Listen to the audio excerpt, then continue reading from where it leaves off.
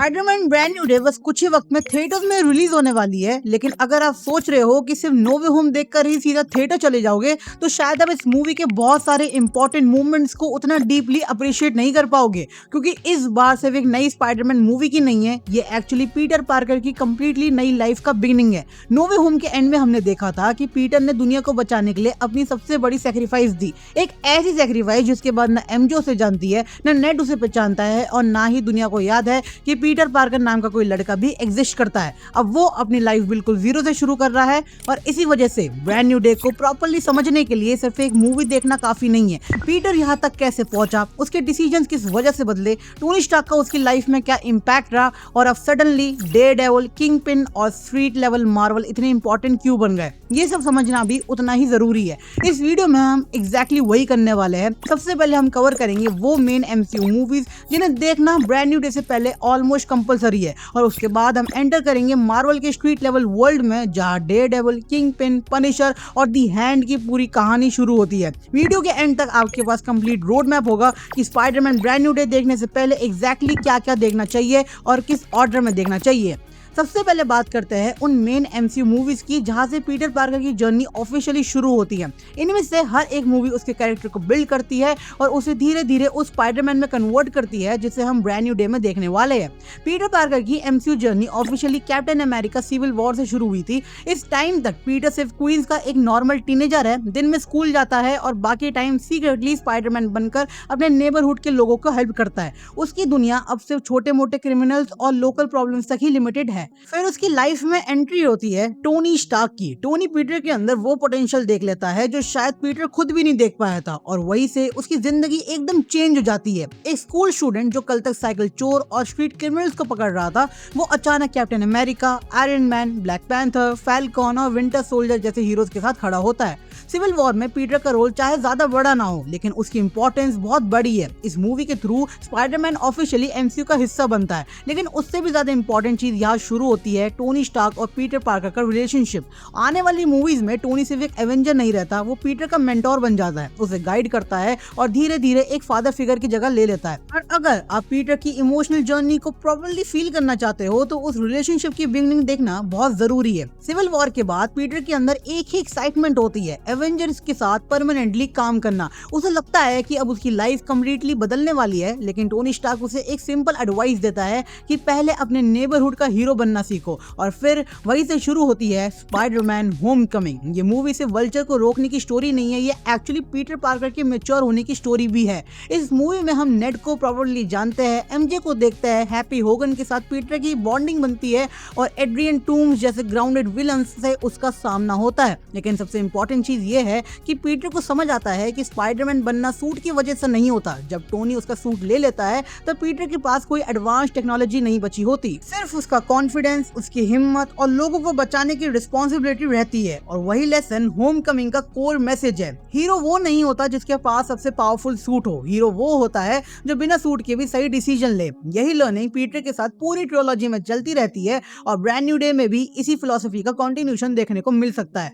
Infinity war तक आते आते पीटर काफी ग्रो कर चुका होता है। अब वो सिर्फ क्वींस का स्पाइडरमैन नहीं रहा, अब वो ऑफिशियली एवेंजर्स के साथ यूनिवर्स के सबसे डेंजरस विलन थैनोस के अगेंस्ट फाइट कर रहा होता है। पीटर आयरन मैन और डॉक्टर स्ट्रेंज के साथ स्पेस तक पहुंचता है, टाइटन पर गार्डियंस के साथ मिलकर थैनोस को रोकने की कोशिश करता है और हर सिचुएशन में ये प्रूव करता है कि एज चाहे जितनी भी हो, रिस्पॉन्सिबिलिटी से वो कभी पीछे नहीं हटा। लेकिन इस मूवी का सबसे इमोशनल मोमेंट एंड में आता है, जब थैनोस स्नैप करता है और पीटर धीरे धीरे टोनी स्टार्क के सामने डिसअपीयर होने लगता है।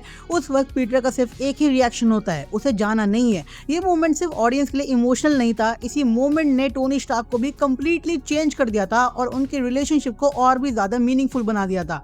5 साल बाद एवेंजर्स फाइनली थैनोस को हरा देते हैं और स्नैप की वजह से गायब हुए लोग वापस आ जाते हैं। पीटर भी लौट आता है, लेकिन इस विक्ट्री की सबसे बड़ी प्राइस टोनी स्टार्क अपनी जान देकर चुकाता है। पीटर के लिए ये लॉस किसी भी नॉर्मल सुपर हीरो की डेथ नहीं थी। टोनी वही इंसान था जिसने सबसे पहले उस पर ट्रस्ट किया था, जिसने उसे गाइड किया था, जिसने उसे एक बेटर हीरो बनाया था, और अब वो हमेशा के लिए चले जाता है। इस मूवमेंट के बाद पीटर की लाइफ कंप्लीटली बदल जाती है। अब उसे सिर्फ स्पाइडरमैन बनकर क्राइम से फाइट नहीं करनी, बल्कि टोनी स्टार्क के बिना अपनी आइडेंटिटी भी ढूंढनी है।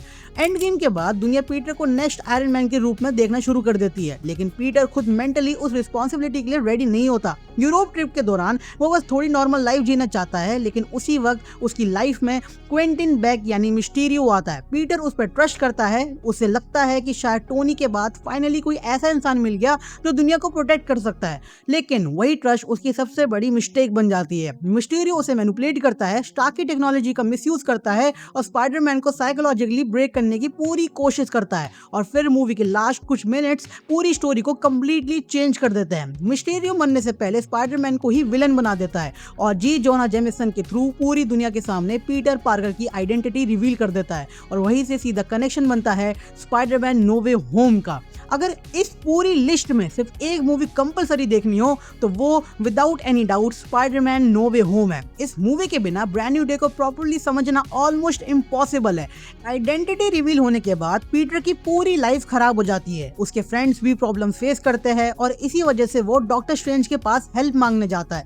डॉक्टर स्ट्रेंज एक स्पेल कास्ट करता है ताकि दुनिया भूल जाए कि स्पाइडरमैन कौन है, लेकिन स्पेल गलत हो जाता है और वहीं से मल्टीवर्स के डोर्स ओपन हो जाते हैं। Green goblin, doctor Otto Octavius, electro, Sandman, lizard और फाइनली टोबी मैguire और एंड्रू गारफील्ड के स्पाइडरमैन भी इस यूनिवर्स में आ जाते हैं। मूवी सिर्फ नॉस्टैल्जिया के बारे में नहीं है, ये पीटर पार्कर की सबसे डिफिकल्ट इमोशनल जर्नी भी है। आंट मे की डेथ के बाद पीटर रिवेंज के रास्ते पर जाने लगता है, लेकिन बाकी दोनों स्पाइडरमैन उसे वही लेसन याद दिलाते हैं जो हर स्पाइडरमैन की लाइफ का फाउंडेशन है। पावर के साथ रिस्पॉन्सिबिलिटी भी आती है, लेकिन मूवी के एंड में पीटर एक ऐसा डिसीजन लेता है जो शायद उसकी लाइफ का सबसे बड़ा सैक्रिफाइस है।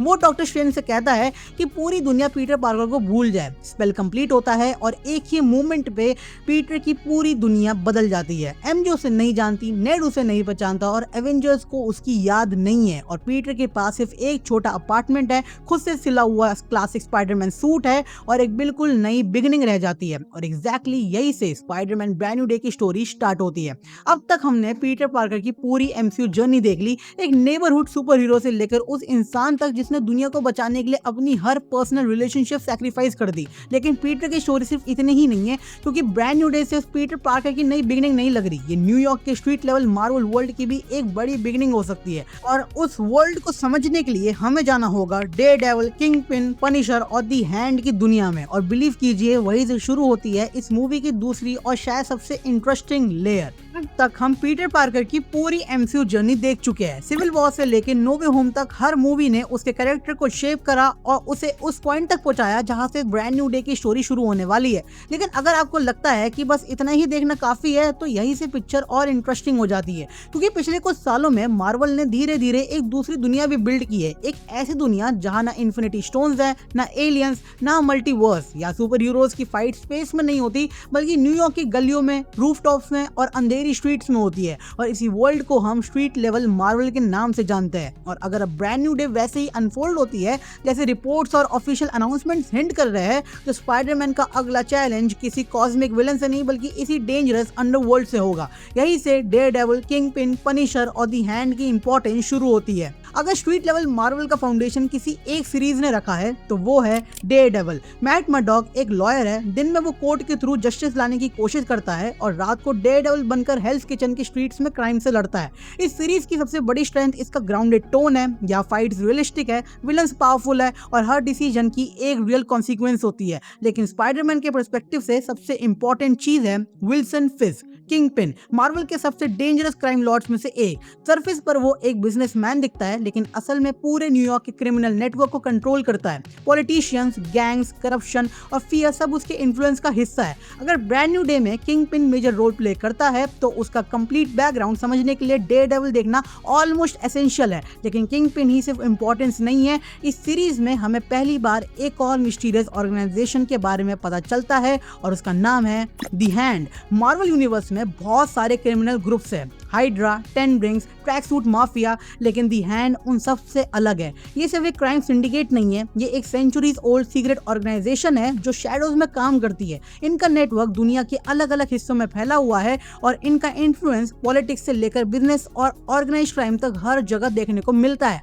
कॉमिक्स में इनका कनेक्शन एंशिएंट मिस्टिकल पावर्स से भी रहा है और मार्वल की स्ट्रीट लेवल स्टोरीज में इन्हें सबसे डेंजरस ऑर्गेनाइजेशंस में काउंट किया जाता है। डेयरडेविल की स्टोरी धीरे धीरे रिवील करती है कि हेल्स हेल्स किचन के पीछे चल रहा क्राइम सिर्फ लोकल गैंग्स का नाम नहीं है, उसके पीछे एक बहुत बड़ा नेटवर्क ऑपरेट कर रहा है और उस नेटवर्क का नाम है दी हैंड। अगर ब्रांड न्यू डे सच में स्पाइडरमैन को इसी अंडरवर्ल्ड के अगेंस्ट खड़ा करती है तो ये ऑर्गेनाइजेशन उस मूवी का एक मेजर पजल पीस बन सकता है। इसके बाद आती है जेसिका जोन्स। पहली नजर में शायद आपको लगे कि स्पाइडरमैन से इसका कोई डायरेक्ट कनेक्शन नहीं है, और ऑनेस्टली डायरेक्टली नहीं भी है, लेकिन इनडायरेक्टली ये सीरीज स्ट्रीट लेवल मार्वल की दुनिया को और बड़ा बनाती है। जेसिका एक प्राइवेट इन्वेस्टिगेटर है, उसकी स्टोरीज सुपर हीरो वाली ट्रेडिशनल अप्रोच फॉलो नहीं करती। यहाँ फोकस साइकोलॉजिकल ट्रॉमा, क्राइम और पर्सनल बैटल्स पर होती है। सबसे इंपॉर्टेंट बात यह है कि इसी सीरीज के थ्रू हमें पता चलता है कि न्यूयॉर्क में सिर्फ एक ही विजिलेंटी नहीं है, हर हीरो अपनी अलग बैटल लड़ रहा है और फ्यूचर में यही हीरोज एक दूसरे के साथ खड़े भी होने वाले हैं।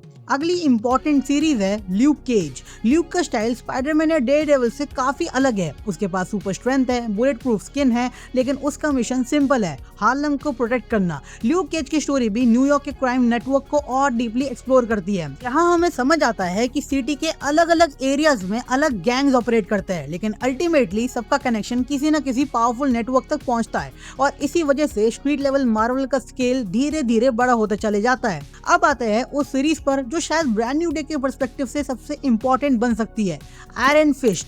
डैनी रैन की स्टोरी से भी सुपर हीरो ओरिजिन नहीं है, ये डायरेक्टली दी हैंड के अराउंड रिवॉल्व करती है। यहाँ हमें पहली बार प्रॉपर्ली समझ आता है कि दी हैंड सिर्फ क्रिमिनल्स का ग्रुप नहीं है, उनका connection ancient traditions, mystical powers और हिडन सिविलाइजेशंस तक जाता है। डैनी का पूरा कॉन्फ्लिक्ट इसी ऑर्गेनाइजेशन के अगेंस्ट होता है, और इसी सीरीज में हम दी हैंड का एक्चुअल ऑब्जेक्टिव और उनकी वर्किंग और भी क्लियरली एस्टैब्लिश होती है। और अगर future MCU movies the Hand को लार्जर रोल देती है तो आयरन फिस्ट का कॉन्टेस्ट काफी यूजफुल प्रूव हो सकता है। अब तक Daredevil, Jessica Jones, Luke Cage और आयरन फिस्ट अपनी अपनी स्टोरीज में काम कर रहे थे, लेकिन फिर आती है द डिफेंडर्स। ये बेसिकली स्ट्रीट लेवल मार्वल का एवेंजर्स मूवमेंट है। यहाँ पहली बार ये चारों हीरोज एक कॉमन एनिमी के साथ टीम अप करते हैं, और वो एनिमी कोई और नहीं दी हैंड है। सीरीज दिखाती है कि अलग अलग हीरोज की इंडिविजुअल स्टोरीज एक्चुअली एक ही बड़े कॉन्फ्लिक्ट की तरफ बिल्ड हो रही थी, और इसी वजह से डिफेंडर्स देखने के बाद पूरा स्ट्रीट लेवल यूनिवर्स और कनेक्टेड फील होने लगता है। और अगर आप सिर्फ एक सीरीज देखकर बाकी स्किप कर दोगे तो डिफेंडर्स का इंपैक्ट उतना स्ट्रॉन्ग फील नहीं होगा। स्ट्रीट लेवल मार्वल की बात हो और फ्रैंक कैसल का नाम ना है, ऐसा हो ही नहीं सकता। पनिशर का अप्रोच बाकी हीरो से बिल्कुल डिफरेंट है। जहां डेयरडेविल क्रिमिनल्स को लॉ के हवाले करना चाहता है, वही फ्रैंक कैसल उन्हें सेकंड चांस देने में बिलीव ही नहीं करता। उसके मेथड्स ब्रूटल है, उसका मिशन पर्सनल है, और इसी वजह से वो मार्वल के सबसे कॉम्प्लेक्स एंटी हीरोज में से एक बन जाता है। और अब जब ऑफिशियली कंफर्म हो चुका है कि जॉन बर्थनल एमसीयू में पनिशर के रोल में कंटिन्यू कर रहे हैं, तो उनकी सीरीज देखना और भी इंपॉर्टेंट हो जाता है। हो सकता है ब्रांड न्यू डे में स्पाइडरमैन और पनिशर की आइडियोलॉजीज डायरेक्टली क्लैश करे, और अगर ऐसा होता है तो वो मूवी काफी इंटरेस्टिंग डायनामिक क्रिएट कर सकती है। अब बात करते हैं उस सीरीज की जिसने ऑफिशियली नेटफ्लिक्स मार्वल को एमसीयू कंटिन्यूटी के साथ जोड़ दिया, Daredevil born again. Charlie Cox फिर से मैट मर्डॉक के रोल में वापस आ चुके हैं। विंसेंट डी ऑनोफिरियो फिर से किंगपिन बन चुके हैं, और सबसे इंटरेस्टिंग बात, ये सिर्फ नॉस्टैल्जिया प्रोजेक्ट नहीं है, ये एक्चुअली डेयरडेविल की स्टोरी को आगे कंटिन्यू करती है। किंगपिन अब पहले से भी ज्यादा पावरफुल पोजीशन में है, और मैट मर्डॉक की लाइफ भी कंप्लीटली चेंज हो चुकी है, और धीरे धीरे मार्वल स्ट्रीट लेवल हीरोज को एक ही कंटिन्यूटी में वापस ला रहा है। और इसी वजह से born again directly future Spiderman stories के लिए भी इंपॉर्टेंट पीस बन जाती है। अगर आपने सिर्फ हॉकाई देखी है तो शायद किंगपिन आपको एक स्ट्रॉन्ग क्राइम बॉस ही लगे, लेकिन डेयरडेविल देखने के बाद पता चलता है कि वो कितना डेंजरस स्ट्रेटेजिस्ट है। उसके पास सुपर पावर्स नहीं है, लेकिन उसका इन्फ्लुएंस पूरे न्यूयॉर्क पर है, और इसी वजह से वो स्पाइडरमैन के लिए फिजिकल नहीं स्ट्रेटेजिक थ्रेट बन सकता है। साथ ही डेयरडेविल की लेटेस्ट स्टोरी में बुलजाई भी इंट्रोड्यूस होता है, एक ऐसा असैसिन जिसका एम ऑलमोस्ट परफेक्ट है और जो किसी भी चीज को डेडली वेपन बना सकता है। और अगर future MCU street level stories in दोनों कैरेक्टर्स को स्पाइडरमैन के सामने लेकर आती है, तो पीटर के लिए चैलेंज पहले से काफी अलग होने वाला है। तो अगर आप सच में स्पाइडरमैन ब्रांड न्यू डे के लिए कंप्लीट प्रिपरेशन करना चाहते हो तो सिर्फ स्पाइडरमैन ट्रिलॉजी देखकर मत रुक जाना।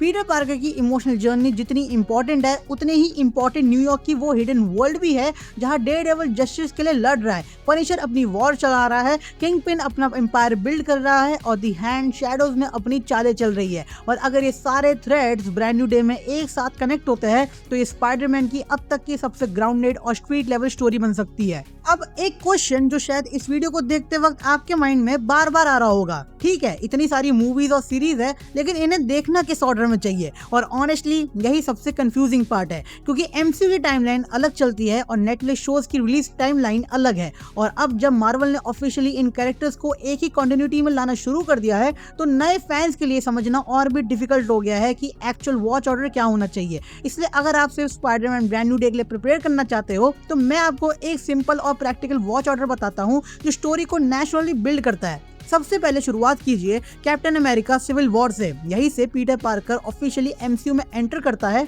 और टोनी स्टार्क से उसकी पहली मुलाकात होती है और वही रिलेशनशिप फ्यूचर की हर स्पाइडरमैन मूवी का इमोशनल बेस बन जाता है।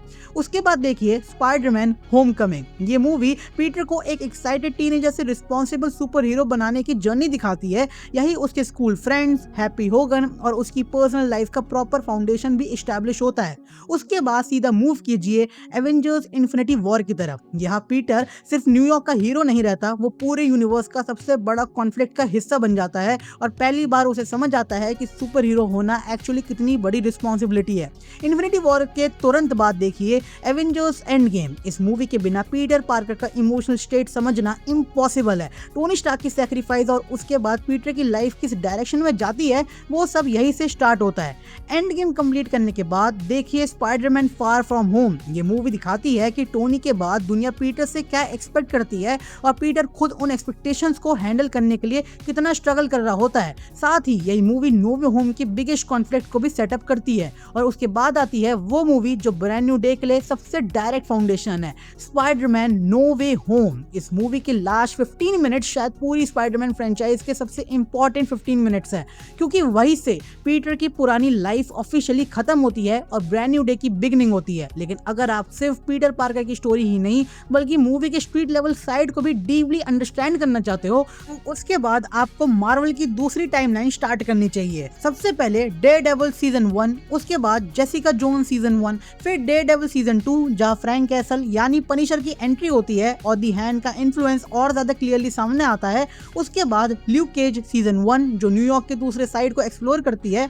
फिर आयरन फिस्ट सीजन 1 जहां दी हैंड की मिथोलॉजी और उनका रियल ऑब्जेक्टिव और क्लियरली एस्टैब्लिश होता है। इन सब के बाद देखिए द डिफेंडर्स। ये सीरीज एक्चुअली उन सब स्टोरीज का पे ऑफ है। यहाँ पहली बार Daredevil, Jessica Jones, Luke Cage और आयरन फिस्ट एक टीम के रूप में दी हैंड के अगेंस्ट खड़े होते हैं। उसके बाद वापस आए डेयरडेविल सीजन 3 पर। पर्सनली ये पूरी डिफेंडर सागा की स्ट्रॉन्गेस्ट सीजन में से एक है। किंगपिन का कैरेक्टर यहाँ अपने सबसे डेंजरस फॉर्म में दिखता है और इसी सीजन में बुलजाई भी प्रॉपर्ली इंट्रोड्यूस होता है। उसके बाद आप देख सकते हैं दी पनिशर के दोनों सीजन्स। अगर आप फ्रैंक कैसल के कैरेक्टर को समझना चाहते हैं और देखना चाहते हैं कि वो डेयरडेविल से कितना डिफरेंट हीरो है तो ये सीरीज डेफिनेटली वर्थ वॉचिंग है। और फाइनली सबसे लास्ट में देखिए डेयरडेविल बॉर्न अगेन। ये वही सीरीज है जो नेटफ्लिक्स, मार्वल और करंट एमसीयू के बीच ब्रिज का काम करती है। मैट मर्डॉक वापस आ चुके हैं, किंगपिन पहले से भी ज्यादा पावरफुल हो चुका है और मार्वल क्लियरली ये एस्टैब्लिश कर रहा है कि स्ट्रीट लेवल स्टोरीज अब फ्यूचर एमसीयू का इंपॉर्टेंट पार्ट बनने वाली है।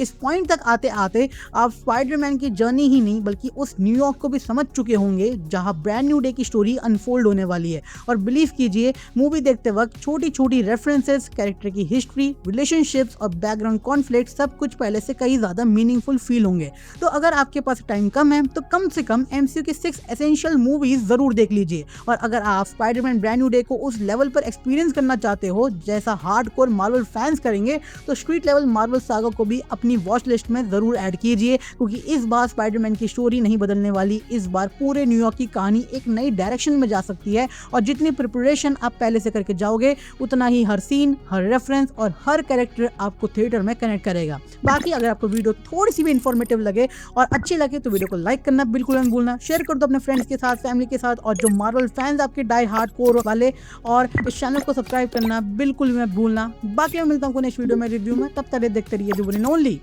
TNT watch.